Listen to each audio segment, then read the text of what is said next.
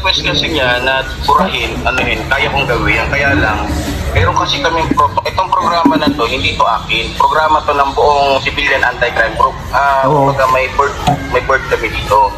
Ngayon, kung gusto mong hindi mailabas itong issue tungkol sa iyo, ang iba kasi dito, hindi naman ito malinaw lang sa usapan natin. Yung kasi ito nga ay may meron kami tinatawag na rules.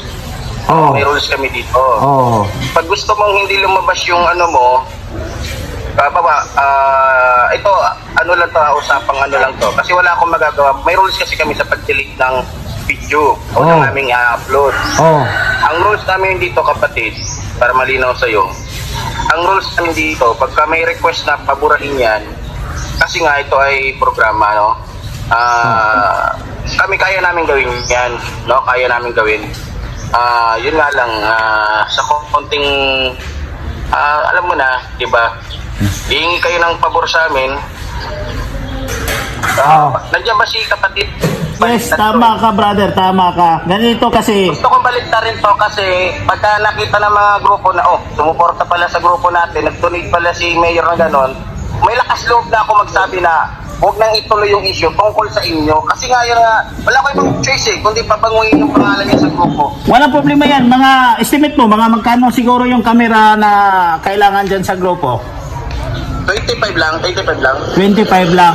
Sige. Maghanap tayo ng paraan. Try ko kausapin ulit si Mayor dyan kung anong mas maganda na maitulong namin sa inyo. Pero kung halimbawa, kung medyo, kasi sa ngayon, alam mo naman, papunta tayo election, medyo pawala na yung budget.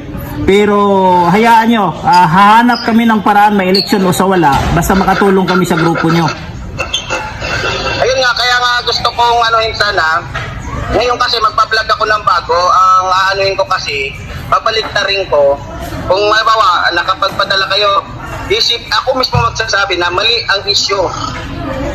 Ang mayor na yan, hindi yan corrupt, kundi tumutulong sa mga tao na anti-corrupt. Yes brother, kakausapin ko si Mayor kasi naputol yung pinag-usapan nyo, may dumating na mga taong galing bundok, naghingi ng tulong sa kanya, nandito ngayon may kausap siya. So after picturean mo. Yes. Picturean mo yung binibigyan ni Mayor ng tulong, tapos pasa mo sa akin kasi yan ang gagamitin ko para pagbaliktad ko sa sasabihin ko, para at least alam ng lahat. Kasi mahirap yun Yes brother, tama. Picturean mo, tapos bigay mo sa akin yung mga picture ni Mayor para ko. Yes brother, kausapin ko muna to brother, hintayin muna namin matapos to, pipicturean ko to,